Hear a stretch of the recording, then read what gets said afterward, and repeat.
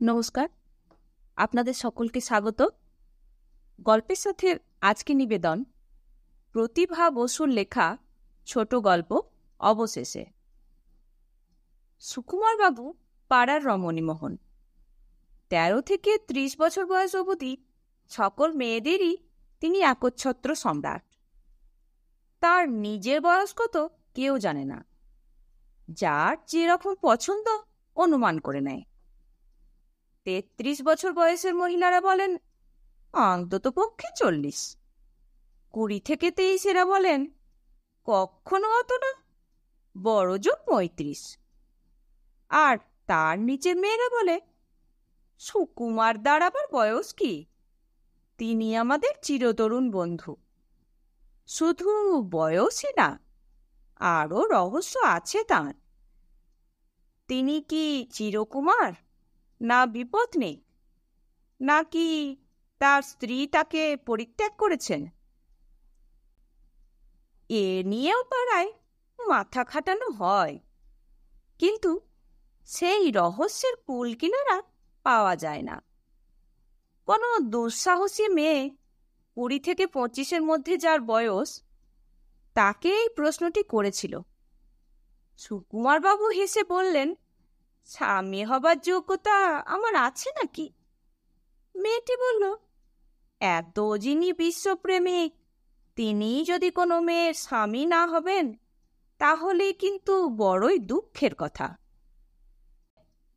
প্রেমিক যে সে প্রেমিকই, সে কারো স্বামী নয়। এ কথা থেকে কি প্রমাণিত হলো? কিন্তু তবু সকলেই ভেবে নিলে তিনি চিরকুমার। আর বলাই বাহুল্য, অবিবাহিত পুরুষের প্রতি মেয়েদের একটা স্বাভাবিক করুণা আছে। সকলের সমাদরে তিনি স্ত্রীলোক বর্জিত জীবনেও বহু স্ত্রীলোকের সঙ্গলাভে ধন্য হলেন। আসলে সুকুমারবাবুর চেহারাখানা ভারী সুন্দর। লম্বা বলিষ্ঠ গড়ন, এক মাথা ঝাঁকড়া চুল, আর চোখ দুটি একেবারে খাঁটি প্রেমিকের মতো। এই চোখ তিনি দরকার মতো ব্যবহার করেন। যে বয়সের মেয়ের ওপরে যেভাবে দৃষ্টিপাত করা দরকার তা তিনি ঠিক জানেন।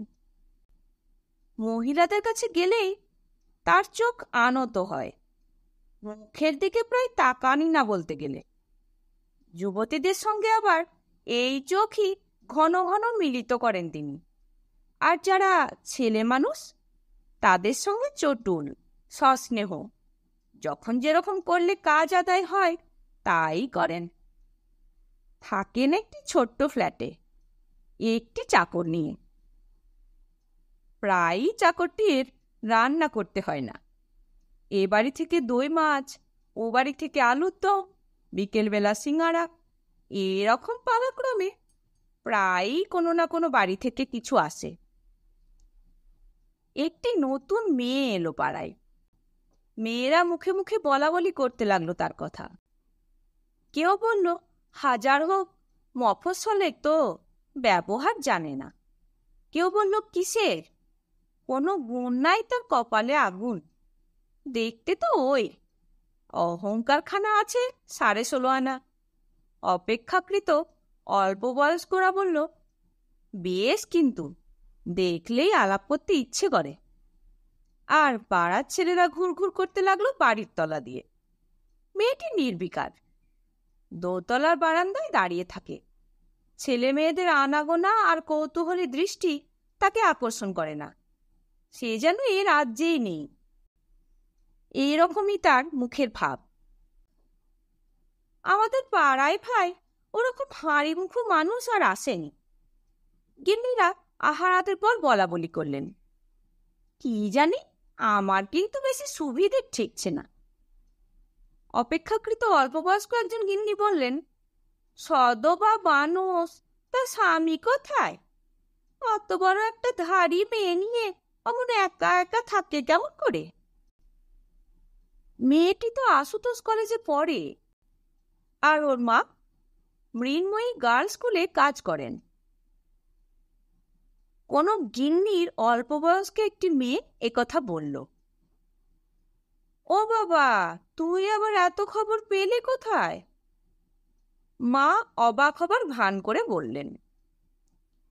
মেয়েটি গর্বিত ভঙ্গিতে হাসল শুধু। খবর পাওয়া শক্ত নয়। মেয়েটি যে রোজ সকালবেলা একটি বেতের ছাতা আর বই হাতে নিয়ে গটগটিয়ে চলে যায় ট্রাম লাইনের ধারে, এ আর না দেখে কে? আর ওরা কে আর কেমন এ নিয়ে এ পাড়ায় এত গবেষণা হয় যে তাতে মায়ের মাস্টারির খবরটা সংগৃহীত হওয়া কিছু বিচিত্র নয়। টালিগঞ্জ ব্রিজের ও পিঠে তখন প্রায় ছিল গ্রাম বললেই হয়। এখন যা বাড়ি ভাড়া, এর 1/4 তখন ছিল না। অনেকেই সস্তার লোভে ক্রমে ক্রমে সেখানে পাড়াটির সৃষ্টি করেছেন। আজকাল খোঁজ পেয়েছেন অনেকেই, কিন্তু বাড়ির সংখ্যা এতই অল্প ছিল যে পাড়াটি আর তেমন বর্ধিত হতে পারেনি। সবচেয়ে পুরনো বাসিন্দা বোধ হয় ওই সুকুমার বাবুই। নতুন অধিবাসী কেউ এলে সর্বাগ্রে তার সঙ্গেই সকলের আলাপ হয়। এবারে কিন্তু ব্যতিক্রম হলো। অতি অল্প বয়স্ক এক প্রিয়দর্শন যুবক তাকে টেক্কা দিল এবার। মেয়েটিকে যদি সুন্দরী বলি, কিছুই বলা হবে না। পল্লবিনী লতা বলতে আমরা কি বুঝি? বর্ষার সজল ঘাসের মতো আভাময় শ্যামল রং আর মেঘের মতো ঘন কালো চুলে ভরা মাথা। ও যখন সোজা তাকিয়ে রাস্তা দিয়ে হেঁটে যায়, সমবয়সী মেয়েরা অকারণে বলে ওঠে, আহা ঢং। আর যুবক ছেলেগুলো চটপট ঘুম ছেড়ে জানালায় দাঁড়ায়। বয়স্ক মহিলারা, অর্থাৎ যাদের যৌবন প্রায় যায়, তারা কেবল দীর্ঘশ্বাস ফেলেন। সুকুমার বাবুর আত্মসম্মানে ঘা লাগলো। পাড়ায় অমন একটি মেয়ের আবির্ভাব হলো, আর তিনিই কিনা তার নাগাল পেলেন না এখনো। আর সেই 3 দিনের ছোকরা অভিজিৎ, সেই আজ ঘোড়া ডিঙিয়ে ঘাস খেল। ঘন চুলে ব্যাগ ব্রাশ করে ওই সকালবেলাতেই দাড়ি কামিয়ে মুখে পাউডার দিয়ে চমৎকার ধূপ দুরস্ত জামা কাপড় পরে সুকুমার বাবু তাড়াতাড়ি ট্রাম লাইনের ধারে এসে দাঁড়ালেন। একটু পরেই দেখা গেল লম্বা সোজা রাস্তাটি দ্রুত পদক্ষেপে পার হয়ে মেয়েটিও এসে দাঁড়ালো সেখানে। কিন্তু অত বড় একটা জলজান্ত সুকুমার বাবুকে সে গ্রাহ্যই করল না। পৃথিবীতে যেন একমাত্র তার নিজেরই অস্তিত্ব যথেষ্ট। সুকুমার বাবু চেষ্টা করলেন একবার চোখে চোখ ফেলতে, কিন্তু ব্যর্থ হলেন। অবশেষে এগুলেন তিনি। মনোরম হাস্যে তার মুখ ভরে গেল। কাছে গিয়ে 2 হাত জোর করে নমস্কার জানিয়ে বললেন, কি আশ্চর্য, একদিন ধরে পাড়ায় এসেছেন, অথচ এখনো আলাপ হয়নি। বিনীত হাস্যে মেয়েটি প্রতি নমস্কার করে আবার অন্যদিকে তাকিয়ে রইল। সুকুমার বাবু বললেন, কলেজ যাচ্ছেন? হ্যাঁ। কোন ইয়ার? 3rd ইয়ার। বরাবরই এ কলেজে পড়ছেন? আর কি বলবেন সুকুমার বাবু, এত সংক্ষিপ্ত কথার পরে কি আর এগুনো যায়? ট্রাম এলো আর সেদিনের মতো ওইটুকুতে শেষ করতে হলো আলাপ। কিন্তু তিনি হাল ছাড়লেন না। কয়েকদিন পরেই দেখা গেল মেয়েটির সঙ্গে তিনি দিব্যি জমিয়ে নিয়েছেন। এবার পাড়ার মেয়েরা চঞ্চল হলো।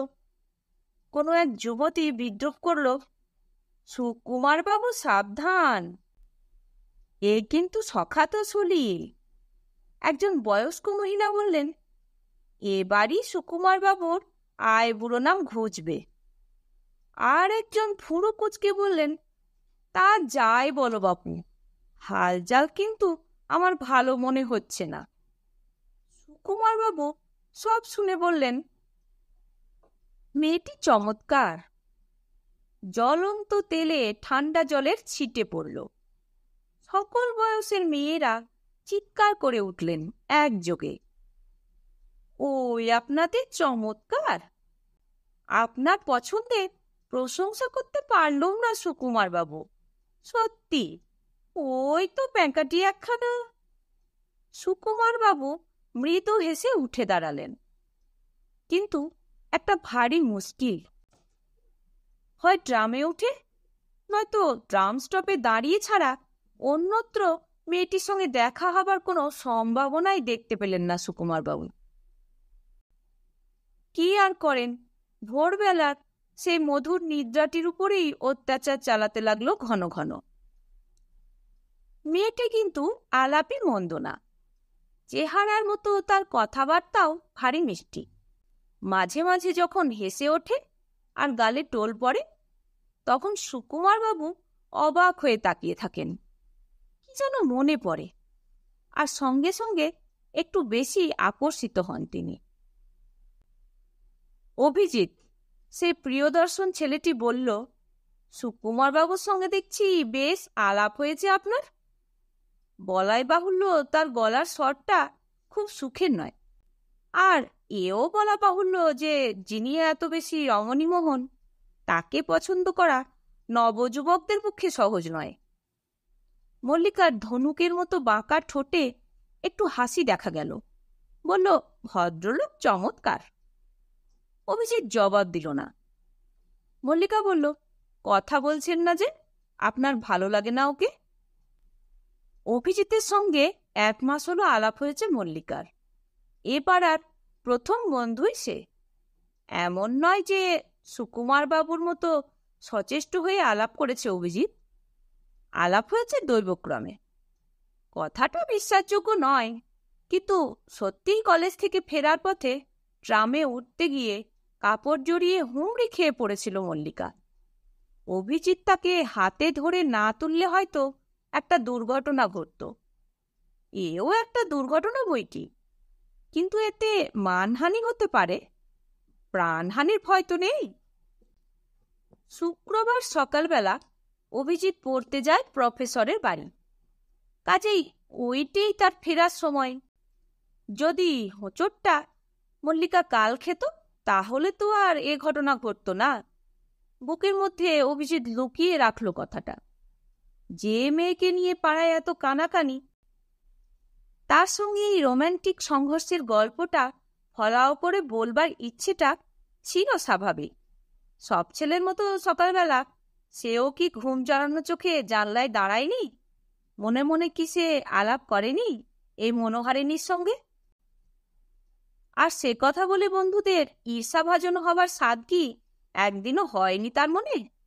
কিন্তু কার্যকালে তার মনে হলো, এ তো বলবার কথা নয়, এই আপন অন্তরের মধ্যে ভরে রাখবার কথা।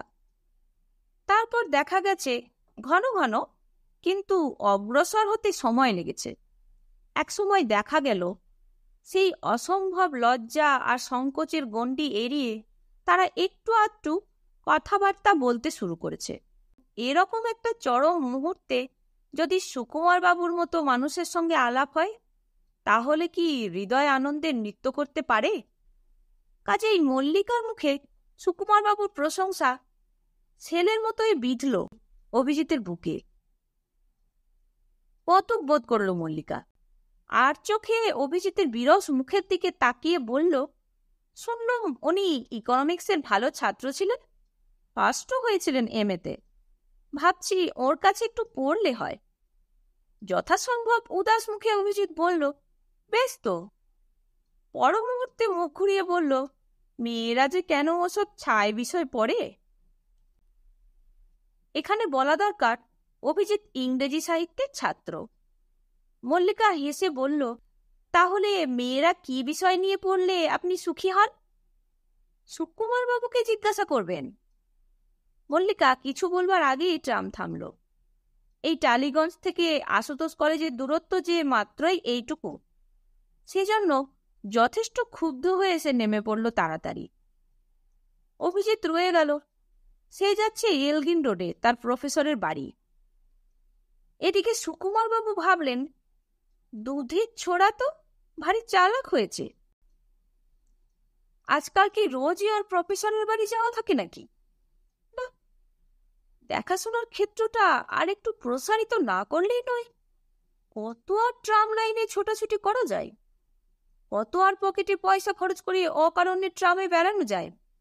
আর তাছাড়া ওই ছোঁড়ার যন্ত্রণায় ট্রামে ওঠাও দুষ্কর। সুযোগ বুঝে তিনি বললেন, আপনার সঙ্গে কি ট্রাম ছাড়া অন্যত্র সাক্ষাৎ করা নিষিদ্ধ? অবাক হয়ে মল্লিকা বলল, কেন বলুন তো? তাই তো দেখছি, এই কলেজের সময় ছাড়া আপনি তো আর বেরোবেন না, আর কখনো বাড়ি যেতেও বললেন না। লজ্জিত হয়ে মল্লিকা বলল, বারে, তা কেন? আপনি যদি সত্যি কখনো যান আমাদের বাড়ি, সে তো আমাদের সৌভাগ্য। সৌভাগ্যটা আপনার নয়, আমারই। তাছাড়া আপনার মা শুনেছি অত্যন্ত বিদুষী মহিলা। তার সঙ্গে আলাপ করবারও ভারী ইচ্ছে হয় মাঝে মাঝে। নিশ্চয় যাবেন, আমারই আগে বলা উচিত ছিল, খেয়াল হয়নি। বাড়ি ফিরেই সেদিন মল্লিকা মাকে বলল কথাটা। আধ শোয়া অবস্থায় একখানা বই পড়ছিলেন তিনি। মেয়ের কথা শুনে মুখ তুলে বললেন, কে রে ভদ্রলোক? আছেন একজন, বেশ লোক, আসতে চান একদিন, আসুন না মা। আসল কথা কিন্তু অন্যরকম। সুকুমার বাবুর আসা যাওয়া নিয়ে মল্লিকা অভিজিতের জন্য সেতু করতে চায়। সুকুমার বাবুকে আমন্ত্রণ করতে তার কোনো সংকোচ নেই, কিন্তু মুখ ফুটে মাকে সে অভিজিতের কথা বলতে পারল না। তবু মনে হলো, একজনকে আসবার অনুমতি দিলে মা একদিন আর একজনকেও আসতে দেবেন। সংযুক্তা দেবী ঈষৎ চিন্তা করলেন। মেয়ের সরল আগ্রহকে বাধা দিতে কুণ্ঠাবোধ করলেন তিনি। একটি যুবতী মেয়েকে নিয়ে কোনো পুরুষ অভিভাবক ছাড়া থাকা যে কি বিড়ম্বনা, তা তিনি হাড়ে হাড়ে জানেন। এক্ষুনি হয়তো একটা কথা উঠবে, কিন্তু তবু বললেন, বেশ তো। মল্লিকা খুশি হয়ে মায়ের চুলগুলো নিয়ে খেলা করতে করতে বলল, এটুকু বলতে তুমি এত চিন্তা করলে মা? কি করব বল, তোকে 3 বছরের শিশু নিয়ে বেরিয়েছি সংগ্রামে। আগে ছিল নিজের চিন্তা, এখন হয়েছে তোর চিন্তা। আমার আমার জন্য কোনো চিন্তা নেই। পরম নিরুদ্বেগে মল্লিকা মার পাশে শুয়ে পড়ল। মেয়েকে আদর করতে করতে সংযুক্তা দেবী বললেন, আমার শরীরের তো এই অবস্থা, এদিকে স্কুলের ছুটিও ফুরলো। আমি তো ভেবেই পাচ্ছি না কি করে কি হবে। তখন তো শুনলে না, একটু বেশি মাইনে পেয়ে অমনি কলকাতায় এলে। না এলে কি আর অসুখ করত? আমরা ময়মনসিংহে বেশ ছিলুম। কথাটা বলল বটে মল্লিকা, কিন্তু মনে মনে অনুভব করলো অন্যরকম। এখানে না এলে কি অভিজিতের সঙ্গে দেখা হতো? মা বললেন, কলকাতার অপরাধ কি? ওখানে থাকলেও এ অসুখ আমার বাড়তই। এ হার্টের ব্যারাম কি আমার আজকের? কিন্তু আমি ভাবছি, পড়ে থাকলে উপায় হবে কি? কিচ্ছু হবে না, অসহিষ্ণু হয়ে মল্লিকা বলল। এখন আসল কথাটা বলো তো, ভদ্রলোককে আসতে বলবো না কি? সংযুক্তা দেবী হেসে বললেন, বল পাগলি বল। মায়ের এই স্নেহের সুযোগটা এবার নিল মল্লিকা। তাহলে মা, আর একজন বন্ধুকেও বলবো কিন্তু। অন্যমনস্ক হয়ে মা বলল, বেশ তো। চিন্তা ভাবনায় জর্জরিত শরীর একটু অকালেই ভেঙে পড়েছে তার। তবু তার মধ্যেও লাবণ্যের চিহ্ন পরিস্ফুট। ভাঙা মুখের মধ্যেও একটা সকরুণ সৌন্দর্যের চিহ্ন যাই যাই করেও একেবারে মুছে যায়নি। মার মুখের দিকে তাকিয়ে মল্লিকার ভারী ভালো লাগলো। এত সুন্দর মা তার, অথচ শোনা যায় তার বাবা অন্য মেয়ের প্রতি আসক্ত হয়েছিলেন। আশ্চর্য ভদ্রলোক। মাকে সে জড়িয়ে ধরল ছোট মেয়ের মতো। ওদিকে সুকুমার বাবু 5টার অনেক আগেই সাজগোজ করে বেরোলেন। খবরটা একটু দিবার মতো বই কি। বিশেষ অভিজিতের কর্ণগোচর তো করতেই হবে। একজন তরুণী বললেন, একেবারে পাকা কথাটাই আজ দিয়ে আসবেন বোধ হয়, কি বলেন? সুকুমার বাবু হাসি মুখে বললেন, দেখি। বাড়ি বাড়ি ঘুরে আসতে তার একটু দেরি হলো। মল্লিকা অভিযোগ করল, এত দেরি করলে? কি করি বলুন, মনটা তো চলে এসেছে ঠিক সময়েরও আগে। এই বাস্তব শরীরটা নিয়েই পড়েছিল মুশকিলে। নানা কাজে ঘুরে বেড়াতে হলো। বসুন, মাকে ডেকে দিই। হরিণীর গতিতে পাতলা শরীর নিয়ে মল্লিকা অদৃশ্য হলো। সেদিকে তাকিয়ে আবার যেন সুকুমারবাবুর কি মনে পড়ল। একটু পরেই ঘরে এলেন সংযুক্তা দেবী। বজ্রপতনেও কি মানুষ এতখানি চমকায়? সেদিকে তাকিয়ে আঁতকে উঠলেন সুকুমারবাবু। ঠোঁট ফাঁক হয়ে শব্দ বেরোল, তুমি? সংযুক্তা দেবী বুকের মধ্যে তার হৃৎপিণ্ডে দ্রুত স্পন্দন অনুভব করলেন। সামনের একটি আসনে তিনি বসলেন চুপ করে। আজ 18 বছর পর পরিত্যক্ত স্বামীকে দেখে তার কেমন লাগলো কে জানে, কিন্তু অতীতের সেই তীব্র আত্মাভিমান বোধ তার আর জাগল না। স্বামী অন্য কোনো মেয়ের প্রণয়ে আবদ্ধ হয়েছিলেন বলে যে কঠিন দুঃখ তিনি তখন পেয়েছিলেন, হৃদয়ের মধ্যে আজ আর তার কণামাত্র অনুভব করলেন না। শারীরিক অসুস্থতা সামলে ভালো করে তাকালেন সুকুমারবাবুর দিকে। তারপর অত্যন্ত সহজ গলায় বললেন, কেমন আছো? চায়ের ট্রে হাতে নিয়ে হাসি মুখে মল্লিকা ঘরে ঢুকল। সংযুক্তা দেবী বললেন, বাবাকে প্রণাম করো মলি। সুকুমারবাবুর দিকে তাকিয়ে বললেন, এই তোমার মেয়ে। মল্লিকা স্তব্ধ হয়ে দাঁড়িয়ে রইল ছবির মতো। আর সুকুমারবাবুর বিহ্বল গলা দিয়ে একটি আওয়াজ বেরোল, আমার মেয়ে। বাইরে অভিজিতের গলা পাওয়া গেল, আসতে পারি? মুহূর্তে সুকুমারবাবু নিজেকে মানিয়ে নিলেন অবস্থার সঙ্গে। মল্লিকার মুখের দিকে তাকিয়ে পড়ে নিলেন তার চোখের ভাষা। তারপর ব্যস্ত সমস্ত হয়ে বললেন, কে, অভিজিৎ নাকি? এসো বাবা, এসো। অত্যন্ত স্নেহশীল প্রৌঢ়ের মতোই শোনালো সুকুমারবাবুর গলা। নিজের পাশে হাত দিয়ে বললেন, এই যে, এখানে বসো। শেষ হলো গল্প। অবশেষে নতুন একটি গল্প নিয়ে খুব তাড়াতাড়ি ফিরে আসছি। আমার গল্প পাঠ কেমন লাগলো তা অবশ্যই কমেন্ট করে জানাবেন, আর ভালো লাগলে একটি লাইক দেবেন। নতুন নতুন গল্প শোনার জন্য চ্যানেলটি সাবস্ক্রাইব করে রাখবেন। ভালো থাকবেন। ধন্যবাদ।